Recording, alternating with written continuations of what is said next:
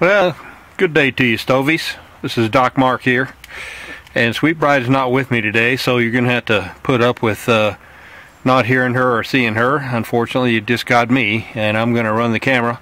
This is a Primus 96. It's marked AO. I believe that's 1950 is when it's made. I did a few little changes on it, though, which you might be able to tell just by looking.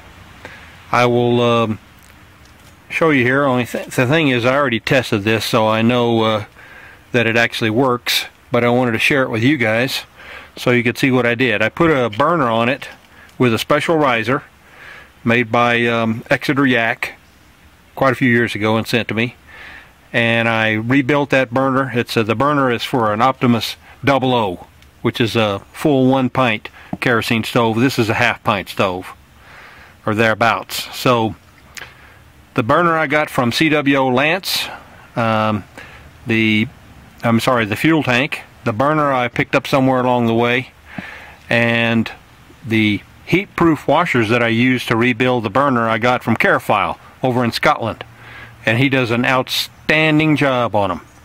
I put in a new fuel cap gasket that I made myself, and I also changed the pump leather for one that our very dear friend in Turkey, Sefa, made, and his are absolutely, bar none, the best. That's it. In the conversation on that one, folks. Anyway, so I got her going, and she does tend to work okay. I made a new lead seal for the top of the fuel tank, and unfortunately that did not, it wasn't quite big enough, so I had a little bit of a leak. When CWO Lance sent me this tank, it had a nitrile O-ring in it, which I don't really care for this kind of stuff, but I put it back in there, pulled out my little measly attempt to make a lead one, and put the O-ring back in, and then it fired right up. So let's do it again for you so you can see what I got going here. I also have an thick aluminum simmer plate that I made myself many years ago, and it actually does work pretty darn good. In truth, you probably don't need it on this stove, and one thing that I see, put a little meths in there for priming spirit. Hang on a second here and let me do this, and then we can talk about that. There we go. That sounds, yep, that's going. Very good. This is, of course, the little lighter from Muka. You've probably seen these before. Soto makes it, actually.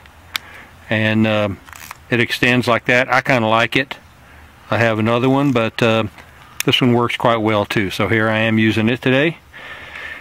Anyway, gosh, I kind of forgot where I was going on that, but one way or the other, I'm going to go ahead and test this thing. I do want to raise the pot supports. These are the regular ones from the stove, originally. They're too short. The pot set's way too close to the burner. So I have some that Doug Exeter Yak made me, again, quite a few years ago with a big order I turned in for him, or to him. He did an outstanding job, and I believe I can file those down to size. So we're looking pretty good here. The priming fuel is actually burning off pretty good. Let's see if I can get you in a little bit closer. You might be able to see a little bit of it, the sharp-eyed amongst you. We've got a nice rainy day here today. It's been raining up here in the mountains for 4 days maybe, off and on just a little bit, and we ended up with about 6.5 inches of rain so far, maybe a little bit more. That's what I measured my rain bucket. And as that priming fuel burns down, I'll go ahead and give it a try. We'll see what we got. I'm using an ever new titanium pot that I've had for quite a while. I got it with some other stove, and it does work pretty good. I don't like cooking with it so much because titanium is a poor diffuser of heat in a way, and you get too many burn spots with it. But for boiling water, it's light, it's strong, it's a good little pot, and I like it for that. With this stove, as usual, we would probably be cooking and not just boiling water. So I probably wouldn't use that stove in the woods, but this is that windscreen that I made. I'll show you that real quick. It's a pretty thick little aluminum windscreen, and it works. I've used it on XGKs before. I've used it on quite a few stoves over the years, and it does work. It weighs some. I don't know exactly how much. I could weigh it and tell you guys, probably should, but sometimes it's worth that extra weight if you want to get some cooking going. Now I already did boil a little water in this pot, so I'm going to put it back on there. But first I'll fire up the stove. Hopefully we'll get her going again. Yep. Looks good. I'll let that heat up just a bit before I pump it anymore.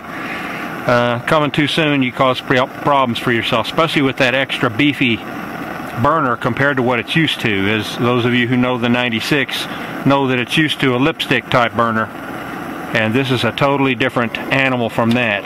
It's more powerful, and the one thing I worried about, and that Doug cautioned me about, and Bernie Dog did too when I talked to him a while back, is having this tank overheat. I don't want that to happen. So far, from my previous test, the tank is just warm. It's getting a little warmer, but I don't believe it's going to be a problem. I really don't. Now, as you can see, the pot supports are just way too low. They will allow me to put that little pot on there, but it's way lower than what I'd like to see. Let's pump her up just a little bit more. That pump leather from Cepha is just fantastic. Thank you, my dear brother. Thank you very much. And Carefile's outstanding heat-proof washers are the best. They're really, really good. Let's pop this little guy on there. As you can see, that's pretty solid. It's not going anywhere. And it should boil water here really, really fast. I may not wait for that to happen, even though that water in there is relatively hot already. Just because of time, I don't want this to turn into a 5-year video, especially since you don't get to hear Sweet Bride's sweet voice, and you sure don't get to see her pretty face. I'd show you mine, but you've seen it too often, I think. Plus, you guys might recognize me from the wanted posters that are out there. Anyway, let's see what we got going here. Oh yeah, it's coming along real good, as you can tell. And I'll wait for it to get just a little more hot. Take that pot off and stick the oh, my camera started sliding down a little bit. How come y'all didn't tell me that? Lordy mercy. Maybe it didn't slide too much. Anyhow, this is what we're getting so far. Let's check and see what we got here. We got some bubbles. I'll let you see here. And she'll be boiling here real soon. So I'll put that lid back on, as a pot without its lid doesn't boil too fast. But that'll be doing real fast, boiling up really fast for you. And I'm going to call that boiling already. Pretty sure it's, oh yeah, that's a screamer right there. So let's take a look at it. There you go. It's boiling real fast. Now, before I turn down the stove, we're going to pop this little simmering plate on there and see what it'll do. Okay? There's that. Pop the simmering plate on. Still passing a lot of heat, but not near as much as it was, as you can tell. And if I turn this stove down a little by letting some air in, pressure out I should say, look at that. It's coming down to a really nice little simmer. If you were cooking, you wouldn't have any problem at all with that. Notice it is still a little bit hot on the outside edges, which is, I attribute that to the titanium. But I think we have success here, folks. I really like this little stove with this burner. Let me see if I can take you down to a level that you can actually see that flame. In this light, it's hard to see it. Maybe I can wait till dark and fire it up again. I don't know. Yeah, see how close that is? Boy, that is really, really, really, really close. Too close. Too close in my opinion. Let's bump her back up again.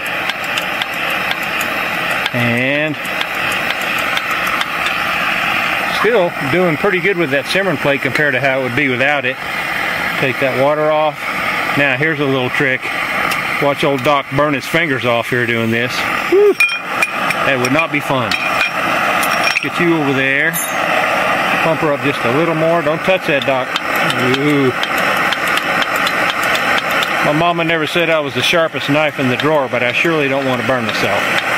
Okay, now maybe you can see that that flame. I'll take her up just a bit and bring it in just a little bit for you.